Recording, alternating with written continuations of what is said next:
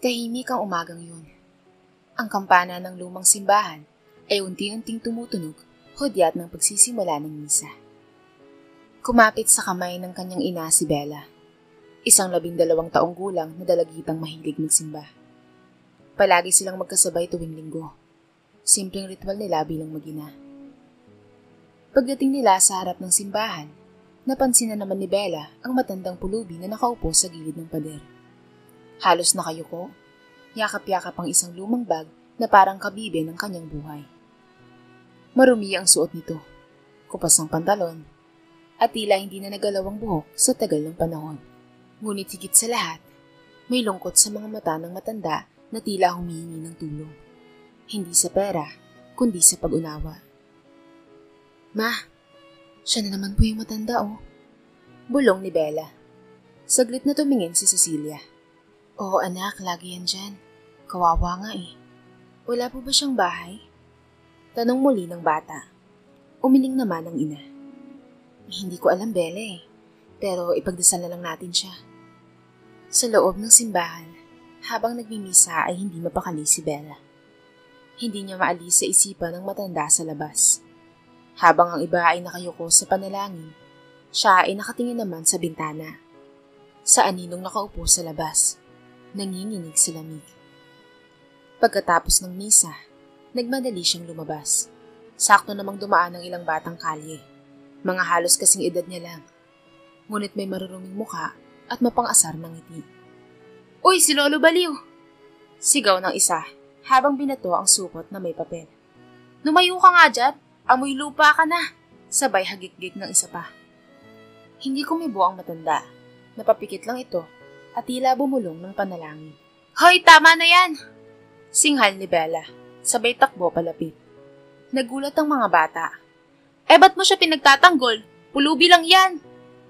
Hindi siya sumagot. Tinitigan lang niya ang mga ito hanggang isa-isang nagsialisan. May halong hiya at takot sa kanyang mga mata. Paglapit niya sa matanda, napansin niyang nanginginig ang mga kamay nito. Lolo, ayos lang po ba kayo? Mahinang tanong niya. Tumingin ang matanda. Tila nagulat sa boses ng bata. Walang kibo, pero sa mga mata nito ay may luha. Sandaling katahimikan, matapos ay bumulong siya nang halos hindi marinig. Salamat. Ngunit biglang hinila si Bella ng kanyang ina. Bella anak, huwag kang lumapit masyado. Baka may sakit yan. Pero ma, binubuli po siya. Tama na anak. Ipagdasal na lang natin siya ha? Natahimik si Bella. Tumango, ngunit ang mga mata ay nakatingin pa rin sa matanda habang papalayo sila. Habang naglalakad pa uwi, hindi mawala sa isipan ni Bella ang mukha nito. Ang pagod na titig, ang panginginig ng kamay, at ang lungkot na parang hinanakit ng isang taong matagal nang naghihintay. Sa puso ni Bella, may kung anong kirot na hindi niya maipaliwanag. Pakiramdam niya ay kilala niya ang matandang yun. Bagaman ngayon lang niya ito nakita. Pagdating nila sa bahay, habang nag-aalmusal, marahang bulong ni Bella sa sarili. Sa susunod, kakausapin ko po siya. Hindi lang po ako magdadasal. Tutulungan ko rin. Sa labas ng bintana, sumilip ang araw. Parang sinang-ayunan ng langit ang munting pangako ng isang bata. Isang pangakong magbabago sa takbo ng kanilang buong buhay. Linggo na naman. Maaga pa lang ay gising na si Bella. Bit-bit ang maliit na basket na may lamang tinapay, saging at isang bote ng tubig. Tahimik lamang siya habang nag-aayos, halatang may misyon sa isip. Napansin ito ng kanyang ina. O anak, bakit may dala kang pagkain? Tanong ni Cecilia habang nagsusukay. Ngumiti naman si Bella. Para po ito sa pulubi sa simbahan, ma. Gusto ko po siyang bigyan. Tila nag-aalangan si Cecilia, pero kalaunay ngumiti rin. Sige, pero mag-ingat ka ha. Pagdating nila sa simbahan, naroon na naman ang matanda. Nakaupo sa parehong pwesto, nakayuko at tila tulog. Lumapit si Bella ng dahan-dahan. Lolo, gutom po ba kayo? Mahinang sabi niya, ngunit walang tugon. Inilapag niya ang basket sa tabi nito. May tinapay po ako. Gusto niyo po? Pag-angat ng ulo ng matanda, nagulat siya sa itsura nito. Nanginginig ang labi, tila hirap magsalita. Ngunit nang makita ang batang may inosenteng ngiti, bahagyang lumuwag ang kanyang mukha. Salamat, apo. Mahinang sabi niya. Gumiti si Bella at umupo sa tabi. Ang lamig po, no? Gusto niyo po ng tubig? Kinuha ng matanda ang bote. Uminom ng kaunti, tapos ay tumitig sa kanya na parang may iniisip na malalim. Anong pangalan mo, iha? Tanong nito. Bella po. Kayo po, lolo. Sandali siyang tumahimik. Tila nag-aalala at pagkatapos ay mahina niyang sagot. Domingo. Domingo ang pangalan ko, apo. Tumango si Bella. Ang ganda po ng pangalan niyo. Ngumiti naman ang matanda. Ngunit makikita sa mga mata niya ang pagkabalisa. Parang may hinahanap sa mukha ni Bella. May kamukha ka. Sabi nito, halos pabulong. Ha? Sino po? Tumingin ito sa malayo. Isang batang babae. Si Cecilia. Nalamig ang pakiramdam ni Bella. Cecilia? Yun ang pangalan ng kanyang ina. Hindi agad siya nakapagsalita. Tila may kirot sa dibdib habang pinagmamasdan ng matanda. Lolo, saan niyo po nakilala si Cecilia? Ngunit tila hindi na siya narinig ng matanda. Nakayuko na ito at marahang bumubulong ng mga salitang hindi maintindihan. Luz, Cecilia, Roberto, saan kayo? Lalong lumakas ang tibok ng puso ni Bella. Parang may pamilyar sa mga pangalang iyon. Pinagmasdan niyang mabuti ang matanda. May kaunting pagkakahawig sa lumang larawan ng kanyang lolo na nakasabit sa bahay nila. Ngunit hindi siya makasiguro. Posible kayang Lolo Domingo? Mahinang sabi ni Bella. Sinusubukan kung tutugon ito. Laking gulat niya nang tumingin ito at bahagyang umiti. Domingo. Oo, ako nga yun. Sagot ng matanda. Tila nakikilala ang sarili. Ngunit paglaon, tila naguluhan muli at napailing. Hindi. Ako'y wala na. Iniwan ko sila. Napaluha si Bella. Hindi niya alam kung awa ba o takot ang nararamdaman. Sa kanyang murang isipan, alam niyang may kwento ang matandang ito. Kwentong puno ng pagkawala. Babalik po ako, Lolo Domingo. Pangako ni Bella habang paalis. Gumiti lang ang matanda, sabay bulong ng, Salamat, apo. Huwag mo akong kalilimutan. Habang naglalakad pa uwi, ramdam ni Bella na may malaking bahagi ng kanyang buhay na biglang gumalaw. Hindi pa niya alam kung bakit, pero sa puso niya, tiyak siyang may koneksyon siya sa matandang yun. At sa susunod na linggo, alam niyang babalik siya. Dala hindi lang ang pagkain, kundi ang mga tanong na kailangang masagot. Bago siya naging pulubi sa may simbahan, si Domingo Ramirez ay kilalang karpintero sa kanilang baryo. Malakas ang katawan nito. May kababaang loob at higit sa lahat, may pusong mapagmahal. Ang kanyang asawa na si Luz, ang kanyang inspirasyon. Mabait, relihiyosa, at palaging nagluluto ng paborito niyang tinolang manok tuwing linggo. Meron silang 2 anak, si Cecilia, ang panganay, at si Roberto, ang bunso. Simple lamang ang buhay nila noon. Tuwing umaga, maagang umaalis si Domingo upang magtrabaho sa mga bahay na ipinapagawa sa baryo. Pag-uwi niya, sinalubong siya ng mga yakap at tawanan. Pa! Gawa mo po ako ng duyan!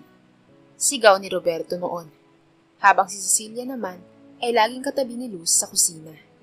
Tahimik, masaya at puno ng pagmamahalan ang kanilang tahanan. Ngunit dumating ang araw na nagbago ang lahat. Isang gabi, nang pauwi si Domingo mula sa trabaho, nadatnan niyang nakahiga si Luz. Malamig at hindi na humihina. At sa isang iglap, ang mundo niya ay gumuho. Walang salita ang nakapagpawi sa kirot niyon. Lumipas ang mga araw. Naging tahimik siya. Hindi na kumakain ng maayos at madalas ay nakatingin lang sa kawalan. Lumipas ang mga taon. Nagbinata si Roberto at nagdalaga si Cecilia. Sinubukan nilang ibalik ang sigla ng kanilang ama. Ngunit may kakaibang nangyari. Minsan, habang nag-aalmusal, biglang tanong ni Domingo, "Nasaan si Luz? Di ba dapat gising na siya para magluto?" Nagkatinginan ng magkapatid. "Pa, patay na po si Mama." Mahinang sagot ni Cecilia. Tumingin naman si Domingo sa kanila. Tila ba naguguluhan ito? Hindi. Kanina nang kausap ko siya eh." Mula noon, unti-unting lumala ang kanyang pagkalimot.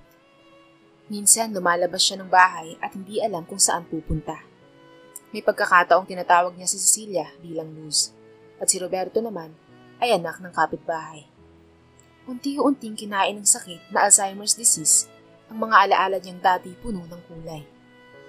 Ngunit sa kabila ng pagkalito, hindi nawala sa kanya ang isang bagay, ang pag-ibig kay Luz. Araw-araw, lagi niyang dala ang lumang rosaryo ng kanyang asawa.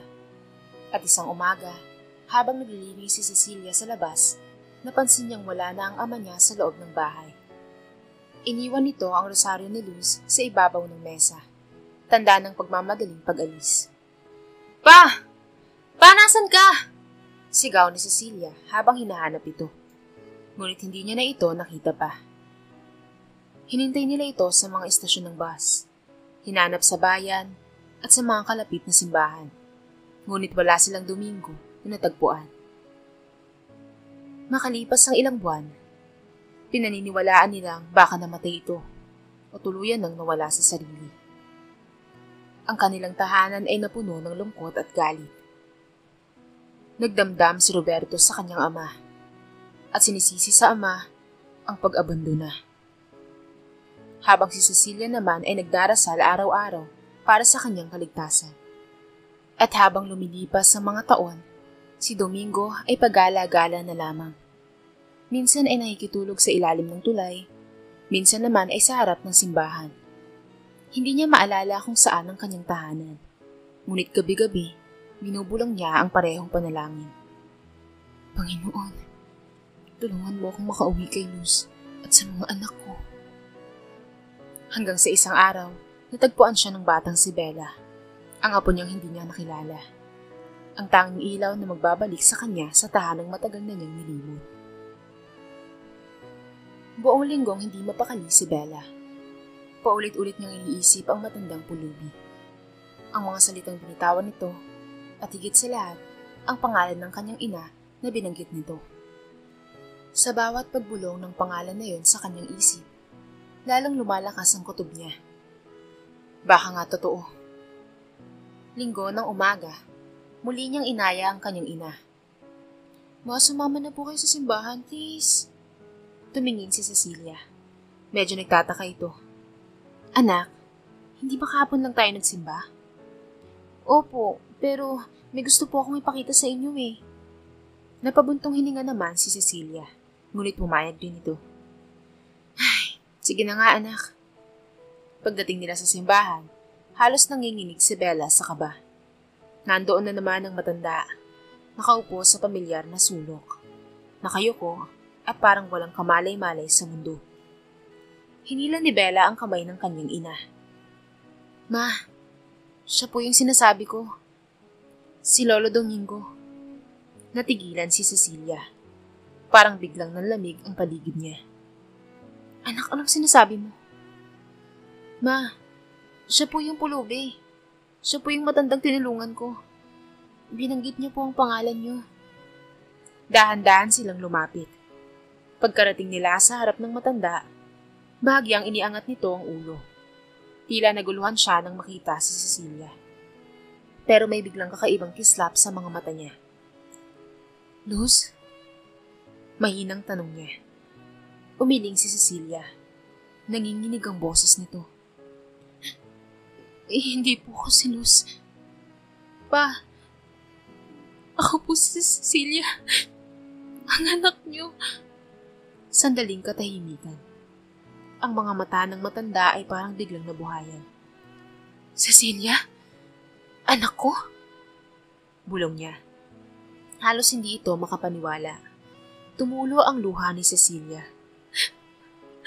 Oo pa, ako nga po ito. Ako si Cecilia, ang anak niyo. Ang anak niyong matagal na naghihintay. Biglang tumayo si Lolo Domingo. Nanginginig at niyakap ang anak ng mahigpit.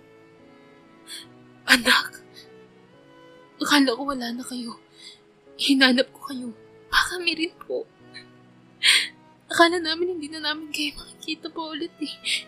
Umiiyak na sagot ni Cecilia habang niyayakap ito. Si Bella naman ay nakatayo lang sa gilid. Pinagmamasdan ng eksenang tila eksaktong tanawin mula sa isang panalangin na natupad. Lumapit siya at mahigpit na hinawakan ng kamay ng matanda. Lolo, ako po si Bella. Apo niyo. Tumingin si Lolo Domingo sa kanya. May luha pa rin sa mga mata. Bella. Bulong nito. Sa kadahan-dahang gumiti. Ang ganda ng pangalan mo, Apo. Parang kay Cecilia nung bata pa siya. Walang makapagsalita sa tatlo. Tanging hangin ng simbahan at mga huni ng kampana ang bumalot sa katahimikan. Maraming matang nakamasid sa kanila. Ngunit sa sandaling iyon, wala silang pakialam. Dahil ang matagal na nawalay na pamilya ay muling nabuo sa harap ng altar ng Diyos. Nang pauwi na sila, pinatuloy nila si Lolo Domingo sa kanilang tahanan. Bago pumasok, huminto ito sa may pintuan at tumingin sa paligid. Tahanan ko ba ito? Tanong niya. Gumiti naman si Cecilia. Pinahid nito ang luha. Hindi po pa. Pero dito na po kayo titira simula ngayon. At sa unang pagkakataon, matapos ang maraming taon, si Lolo Domingo ay muling may bubong. May kama at higit sa lahat, may pamilya na muli siyang tatawagin kanya. Tahimik ang umaga sa bahay ni Cecilia. Sa unang pagkakataon, matapos ang maraming taon, may isang matandang lalaki nang nakaupo sa kanilang hapagkainan. At iyon ay walang iba, kundi si Lolo Domingo. Malinis na ang buhok nito, bagong paligo at suot ang lumang damit ni Roberto na inayos ni Cecilia. Ngunit sa likod ng maayos na itsura, naroon pa rin ang pagkalito sa kanyang mga mata. Pa, gusto niyo po ng kape? Tanong ni Cecilia habang inaabot ang tasa. Ngumiti naman si Domingo. Salamat, Cecilia. Habang nilalagok ang mainit na inumin, bigla siyang tumingin sa paligid. Nasaan si Luz? Hindi ba natin siya gigisingin? Napatingin si Cecilia sa anak niyang si Bella. Pareho silang napalunok. Pa, mahinang sabi ni Cecilia. Matagal na pong wala si Mama. Matagal na po siyang sumakabilang buhay. Agad namang tumango si Lolo Domingo. Oo nga pala. Mahina niyang tugon, na parang hindi sigurado kung totoo ba ang narinig. Lumipas ang mga araw. Si Bella ay palaging nasa tabi ng kanyang lolo. Tinuruan niya itong magdasal tuwing gabi. Sabay hawak sa lumang rosaryong dala ng matanda. Madalas din niya itong ikinukwento sa paaralan niya. Hindi bilang pulubi, kundi bilang isang bayani na natagpuan niya. Kahit hindi na maalala ni Lolo Domingo ang lahat, laging sumisigla ang mukha nito kapag kasama nito si Bella. Isang hapon, habang magkasamang nag-aayos ng mga halaman sa bakuran, bigla siyang nagsalita. Alam mo, Apo, dati, ako ang gumagawa ng mga duyan para sa mga bata sa baryo. Napangiti naman si Bella. Talaga po, Lolo? Marunong po kayong gumawa? Tumawa ito ng mahina. Ay, nako, marami na akong nagawa noon. Pero ang pinakapaborito kong ginagawa ay yung duyan ng anak mo si Cecilia. Napahinto si Bella. Natigilan ito. Si Mama po? Tumango si Domingo. Nakangiti ito, ngunit may bakas ng kalungkutan. Oo. Lagi siyang nakahiga doon habang kinakantahan siya ng nanay niya. Parang may ilaw na biglang kumislap sa isip ng matanda. Si Luz. Mahinang bulong niya. Si Luz ang asawa ko, di ba? Tumango naman si Bella. Nangingiti ito habang pinipigilan ng luha. Opo, Lolo. Si Lola Luz po. Bigla siyang natahimik. Tumingin ito sa langit, tapos ay muling bumulong. Miss na miss ko na siya. Lumapit si Bella at niyakap ang lolo niya. Nandito po kami, Lolo. Si Mama, ako, at si Tito Roberto. Hindi niyo na po kailangang mag-isa. Ngumiti si Domingo at humawak sa ulo ng apo. Salamat, Apo. Ikaw ang liwanag sa dilim ng isip ko. Kinagabihan, habang natutulog si Lolo Domingo, tinignan siya ni Cecilia mula sa pinto. Tahimik lang si Bella sa tabi ng kama. Hawak ang rosaryo at ang kamay ng kanyang lolo. Napaluha si Cecilia sa tanawing iyon. Isang batang may pusong handang umunawa sa isang matandang minsan ay nakalimot. Sa katahimikan ng gabi, bumubulong si Bella. Salamat, Lord, kasi binigyan niyo kami ng pagkakataong magkasama ulit. At sa sandaling iyon, parang muling bumalik ang liwanag sa tahanan nila. Liwanag na matagal nang nawala, ngunit muling nabuhay sa puso ng isang batang marunong magmahal ng walang kapalit. Makalipas ang ilang linggo, tila bumalik na ang sigla sa tahanan ni Cecilia. Si Lolo Domingo, bagaman madalas pa ring tahimik at tuliro, ay tila mas kalmado na. Madalas siyang makita ni Bella sa balkonahe. Hawak ang rosaryo habang pinagmamasdan ang langit. Tila ba may kausap na hindi nakikita. Ngunit isang araw, biglang may kumatok sa pinto. Pagbukas ni Cecilia, tumambad ang isang lalaki matagal na niyang hindi nakita. Roberto? Gulat niyang sabi. Ngumiti ang lalaki, dala ang ilang maleta. Ate, umuwi ako. Narinig ko may matandang lalaki raw rito. Natigilan si Cecilia. Oo, Roberto. Si Papa. Buhay siya. Nanlamig ang mukha ni Roberto. Anong sabi mo? Si Papa? Yung umalis at hindi na bumalik? Tahimik si Cecilia. Hindi siya umalis dahil gusto niya, Roberto.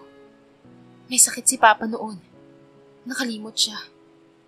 Umiling ang lalaki. Mapait ang ngiti. Nakalimot? O sadyang kinalimutan tayo? Lumabas mula sa silid si Lolo Domingo. Marahang naglalakad. Hawak ni Bella sa braso. Pagkakita niya kay Roberto, tila nagliwanag ang kanyang muka. Roberto? Mahinang sabi niya. Ikaw yung anak kong laging tahimik, di ba? Naniga si Roberto. Hindi niya alam kung matutuwa ba siya o maiinis. Hindi na ako bata pa. Matagal na. Malamig niyang tugon. Lumapit si Domingo. Nanginginig ito. Anak, patawarin mo ko, hindi ko gustong mawala. Ngunit agad siyang tinigasan ng loob ni Roberto. Hindi ko kayang patawarin ng taong iniwan kami. Pagkasabi nun, umalis siya at pumasok sa dating kwarto niya. Iniwan ang lahat sa katahimikan. Kinagabihan, lumapit si Bella sa kanyang tito. Tito, hindi naman po sinasadya ni Lolo eh. Nawalan po siya ng alaala. Humiti si Roberto ng mapait. Bata ka pa, Bella. Hindi mo alam ang sakit ng iniwan. Ngunit matatag ang boses ng bata. Alam ko po, Tito. Kasi naramdaman niyo ni Mama. Pero kahit nasaktan po siya, pinatawad pa rin niya si Lolo kasi ang pagpapatawad po, hindi lang para sa iba, para rin sa sarili. Tumahimik si Roberto. Sa likod ng pinto, narinig nila ang mahina at pamilyar na tinig na Domingo. Roberto, anak ko, mahal kita. Nagkatinginan silang dalawa. Pagbukas ng pinto, tumambad si Lolo Domingo. Nakatayo at nanginginig. Hawak ang lumang rosaryo ni Luz. Lumapit siya at dahan-dahang hinawakan ng kamay ni Roberto. Hindi ko maalala ang lahat pero hindi ko nakalimutan kung gaano ko kayo kamahal. Hindi na nakapagsalita pa si Roberto. Unti-unti niyang tinanggal ang galit sa puso habang pinagmamasdan ng kanyang ama. Mahina na ito, kulubot at puno ng pagsisisi. Lumapit siya at niyakap ito ng mahigpit. Pa, patawarin mo rin ako. Ang tagal kong nagalit sa'yo. Tahimik ang paligid. Tanging hikbi ng mag-ama ang maririnig. Lumapit si Cecilia at si Bella. Sabay yakap sa kanilang dalawa. Sa sandaling iyon, tila babumalik sa isang buong larawan ang sirang pamilya. Puno ng sakit, ngunit muling bunuo ng pag-ibig. At sa gabing iyon, habang sabay-sabay silang nagdarasal ng rosaryo, ramdam nila ang kakaibang kapayapaan. Sabi naman ni Bella sa isip niya, hindi ko man lubos na maintindihan ng lahat, pero alam kong kapag marunong kang magpatawad, mas mabilis mong maririnig ang tinig ng Diyos. Lumipas ang mga buwan at tila unti-unting bumabalik ang katahimikan sa buhay ng pamilya ni na Cecilia. Si Roberto ay muling tumira sa bahay nila upang alagaan si Lolo Domingo, habang si Bella naman ay laging nasa tabi ng kanyang lolo na parang anino. Bagaman madalas pa ring tuliro si Domingo, may mga araw na malinaw ang kanyang isipan. Mga araw na tila binabalik ng Diyos ang alaala para masabi niya ang mga salitang matagal nang nakatago sa puso. Isang umaga, nung linggo, ginising ni Bella ang kanyang lolo. Lolo, simba po tayo. Matagal na kayong hindi nakakapunta sa simbahan eh. Ngumiti naman si Domingo. Sige apo, gusto kong makita muli ang dambaan niya. Pagdating nila sa simbahan, ramdam ni Domingo ang kakaibang kapayapaan. Ang mga tunog ng kampana, ang amoy ng insenso, at ang liwanag na dumadaan sa mga bintana ng salamin. Parang lahat ng iyon ay paalala ng mga taong minahal niya noon. Habang nakaupo sila sa huling hanay, napatingin si Bella sa kanya. Mapayapa ang mukha ni Lolo Domingo, tila may kausap sa katahimikan ng loob. Nang magsimula na ang misa, ipinikit ng matanda ang kanyang mga mata. Tahimik siyang nagdasal. Hawak-hawak ang lumang rosaryo na laging dala ni Bella para sa kanya. Sa gitna ng humilya, bigla siyang nagsalita ng mahina. Halos bulong lamang ito. Salamat, Panginoon. Binigyan mo ako ng pagkakataong makabalik at makita silang muli. Pagkatapos ng misa, inakay ni Bella ang kanyang lolo palabas. Lolo, gusto niyo po bang kumain sa karinderya? Nasiglang tanong niya. Ngumiti naman ang matanda. Sige apo, pero bago tayo umalis, tumingin nito sa altar. Magpasalamat muna tayo sa Diyos. Lumuhod sila pareho sa harap ng imahe ng mahal na birhen. Habang nagdarasal, napansin ni Bella na tila humihigpit ang hawak ng lolo niya sa kanyang kamay. Lolo? Bulong niya. Ngumiti si Domingo. Isang ngiting puno ng kapayapaan. Bella, apo, ipagpatuloy mo ang pagiging mabuting bata, ha? Lagi mong aalalahanin na ang pagmamahal, yun ang tunay na kayamanan. At bago pa man niya marinig ang sagot ng apo, dahan-dahan niyang ipinikit ang mga mata. Tahimik, walang takot. Waring nakatulog lang. Ngunit sa sandaling iyon, alam ni Bella na iyon na ang huling sandali. Lolo! Lolo! Nanginginig ang tinig ng bata habang niyayakap ang matanda. Lumapit ang mga tao sa simbahan at doon nila nakita ang mapayapang mukha ni Lolo Domingo. Nakahilig sa balikat ng kanyang apo. Lumipas ang mga araw at inilibing si Domingo sa tabi ni Luz, ang kanyang pinakamamahal na asawa. Habang naglalagay ng bulaklak si Bella sa puntod, mahina niyang ibinulong. Lolo, salamat po. Hindi ko kayo makakalimutan. Tinuruan niyo akong magmahal ng totoo.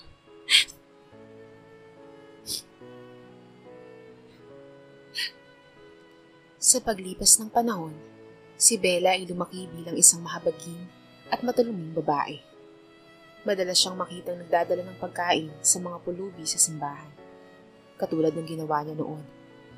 At sa tuwing maririnig niya ang tunog ng kampana tuwing misa, parang naririnig niyang muli ang tinig ni Lolo Domingo. Mahina, ngunit malinaw. Apo, huwag mo hahayaang tumigas ang puso mo ha. Sa mundong puno ng paglimot, maging ikaw ang alaala ng kabutihan.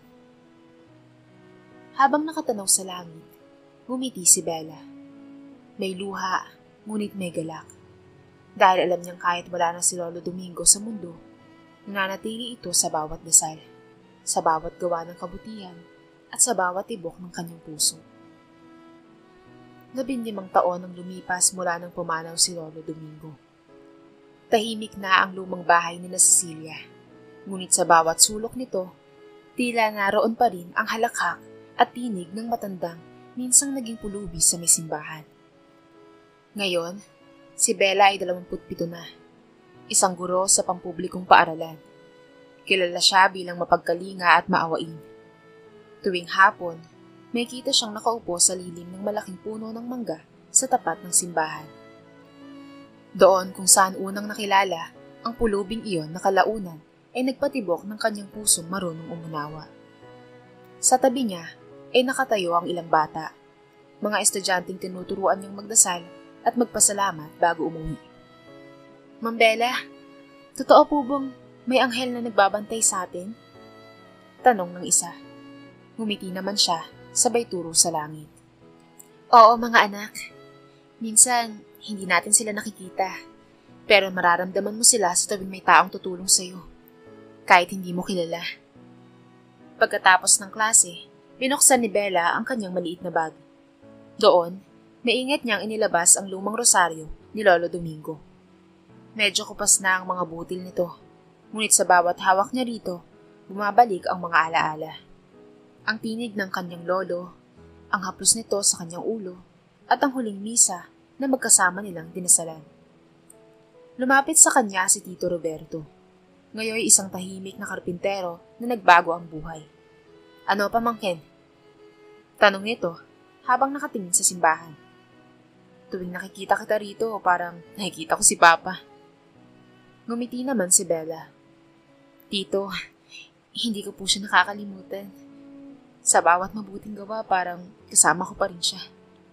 Tumango si Roberto. Bakas ang lungkot, ngunit may kapayapaan sa mga mata.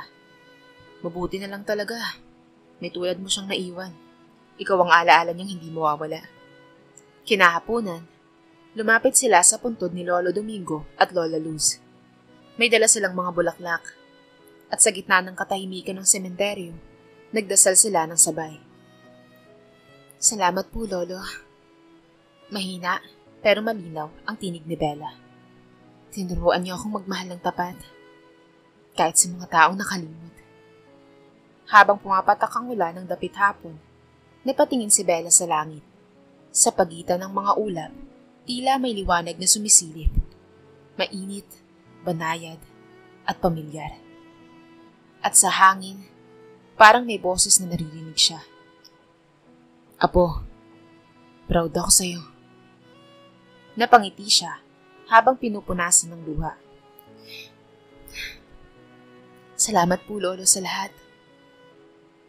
Pag-uwi ni Bella, napadaan siya muli sa simbahan. May isang matandang lalaki roon.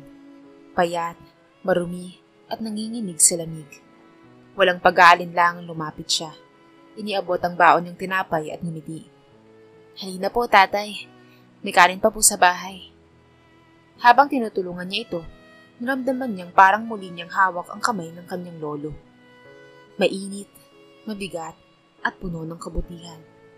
At sa kanyang puso, muling tumibok ang aral na iniwan sa kanya. Ang bawat puso na marunong umunawa ay tahanan ng Diyos.